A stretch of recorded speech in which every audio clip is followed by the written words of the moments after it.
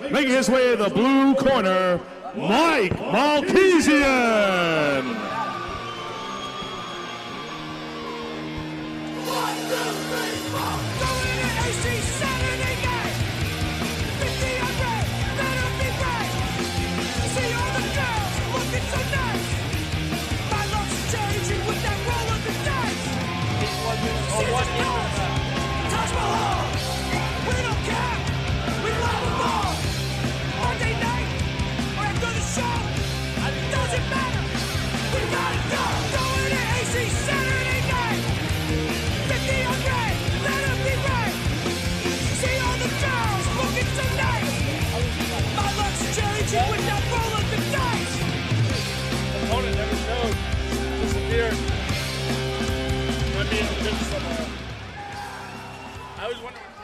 And now, making his way to the red corner, here is Destefano.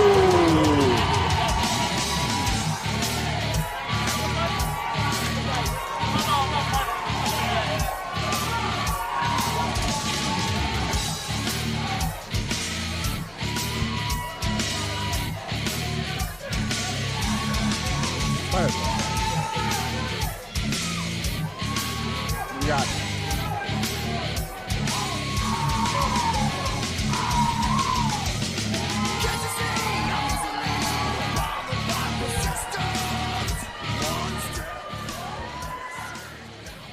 Ladies and gentlemen, this contest is for the Jack Howard Promotions 175-pound grappling championship.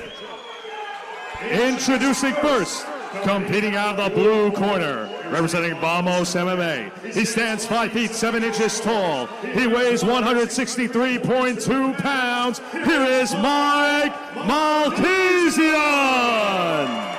And his opponent, representing Maxim BJJ. Standing at 5 feet 8 inches tall, weighing 195 pounds, competing out of the red corner, ladies and gentlemen, Destefano! Here we go, ladies and gentlemen. Remember, as we just got a fan got yelled at for grabbing the cage, it's a big no-no. This is a 1 8-minute round, not 8 1-minute rounds. So the ring announcer said 8 1-minute rounds, but just one long 8-minute round. Yeah, with a sudden death if there's no submission, I believe. I'll tell you, blue looks like a sleeper.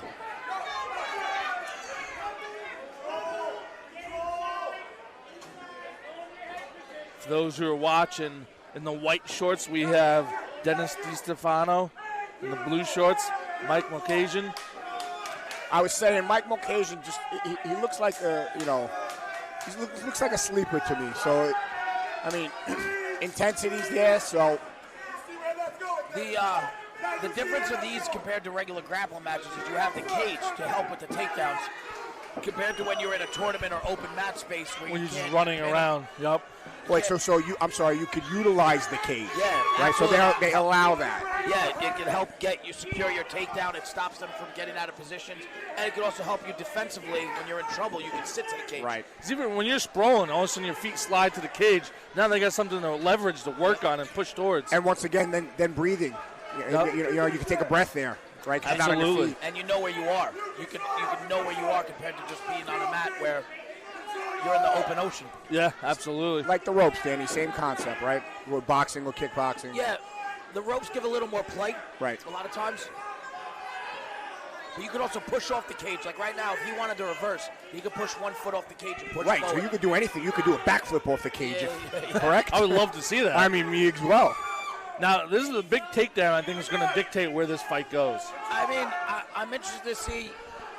Neither of these guys drop down, right? A lot of the new jiu-jitsu players want to sit guard and play off their backs. Yep. These guys look like they're both looking for top control. Just as you said. Yeah, You just called it. he went to half guard. flattened out. See, as a wrestler mentality, I don't think I could ever do that.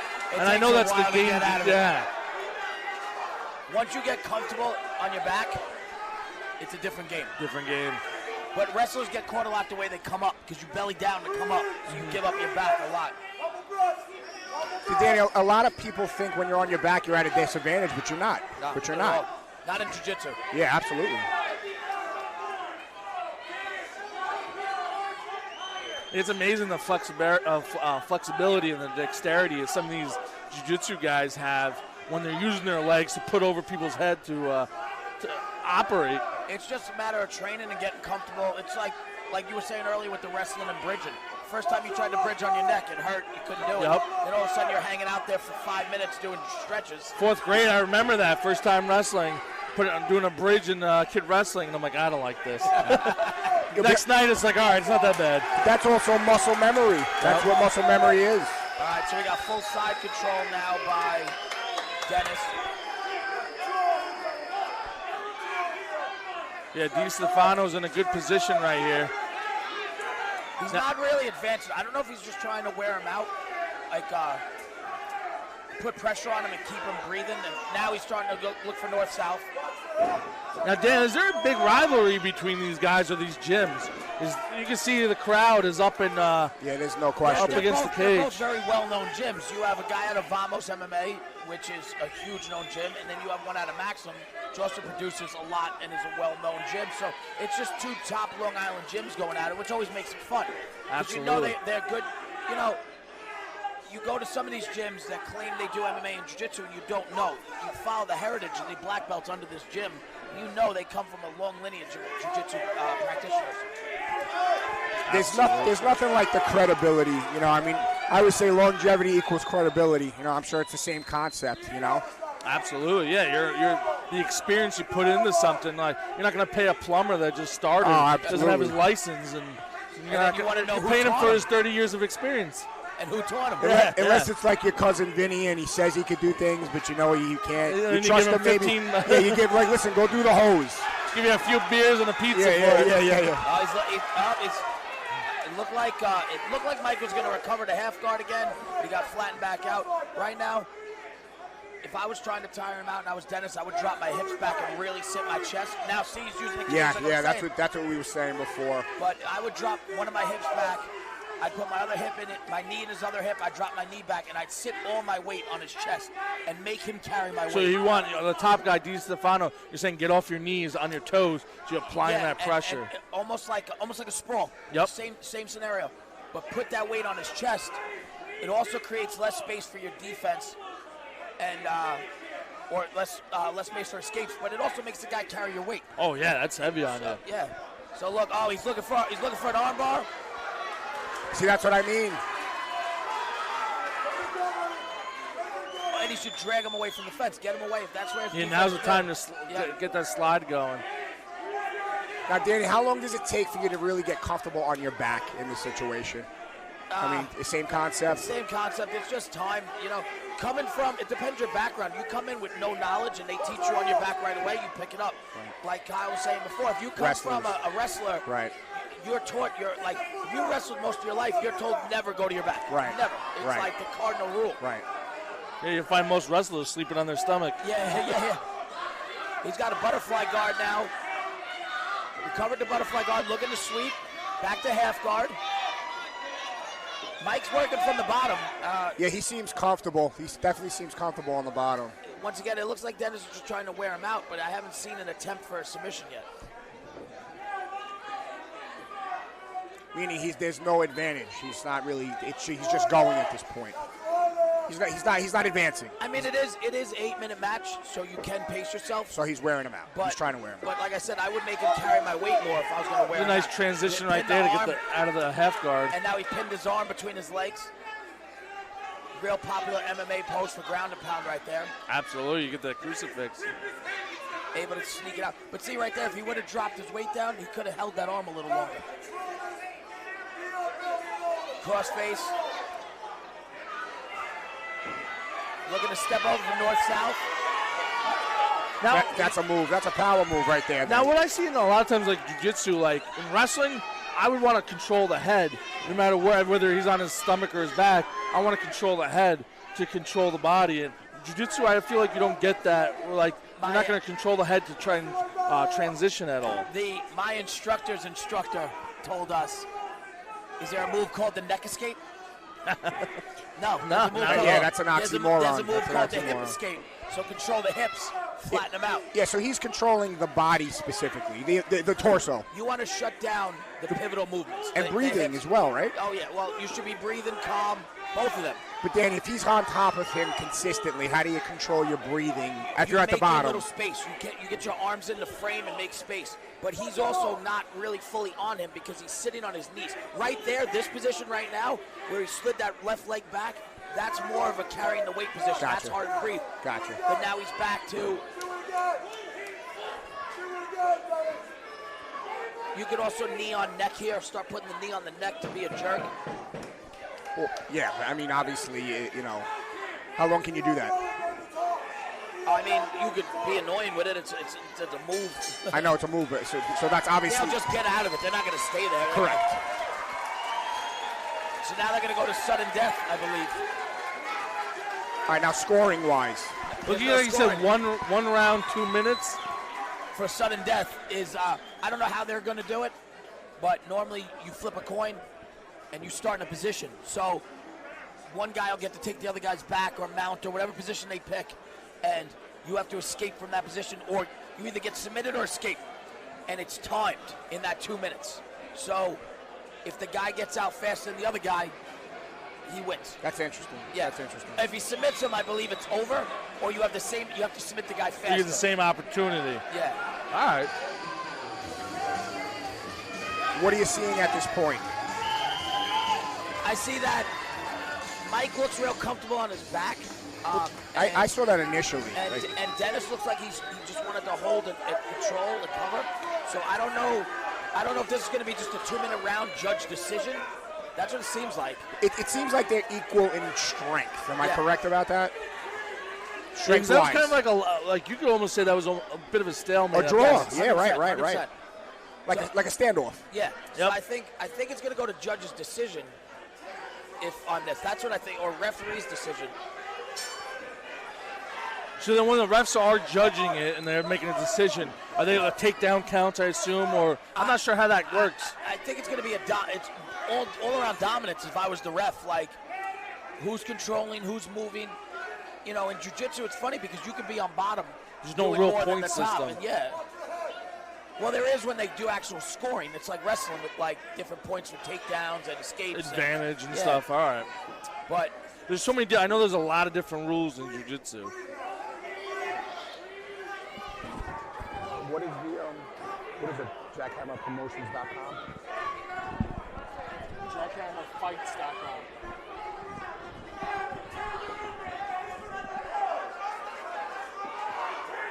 For those watching tonight on JackhammerFights.com, we appreciate you watching and joining us.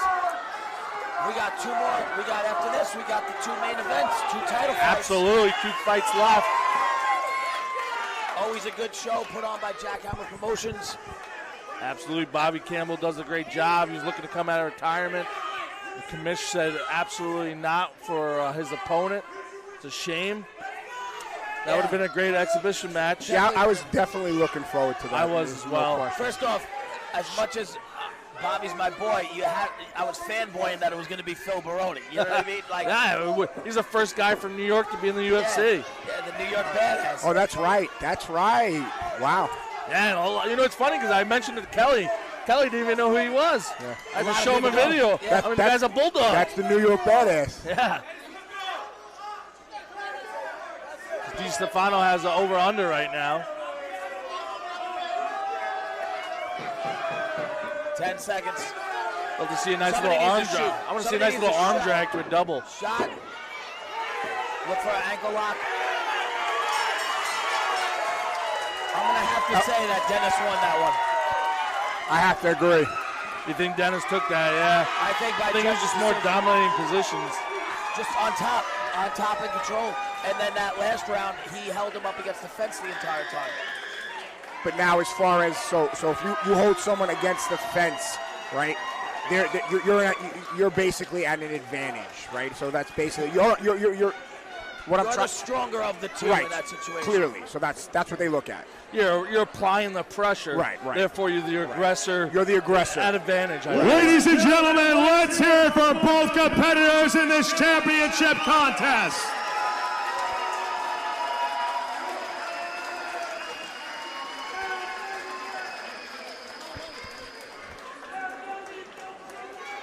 We're going to throw it up to the ring announcer. Ladies and gentlemen, the rules of this contest consisted of one 8-minute round to submission or draw. Subsequently, we went into a 2-minute overtime. I now turn it to ISKA head official Thomas Sconzo to declare the winner. The winner by pure domination submission in both matches will go to our new champion.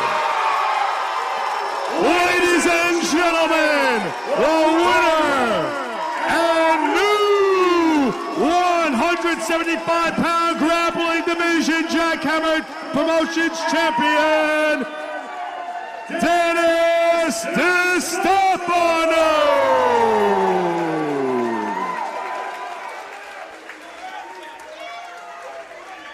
And there you have it, ladies and gentlemen. Dennis Destefano wins the grappling match. As you heard Tom Sconzo, the head official of the ISKA, his quote, pure domination in that grappling match.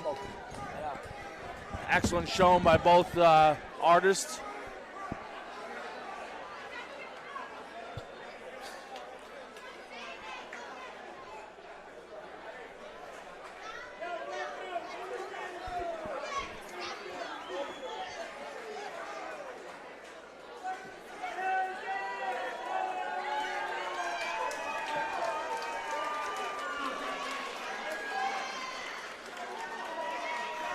Mr. Destefano, congratulations. Congratulations, Mr. Destefano. Certainly a hard-fought bout against your opponent, Mike Malkasian. And what we might like to elaborate on before now, the cornerstone and father of Destefano Demolition Incorporated, a family business in Jackhammer Promotions. Yeah, I just want to apologize to all my friends and family and my team for not getting the finish. Mike's a hell of a competitor. He's a tough motherfucker, man. Great job. Mama Renee, Rocco Dom.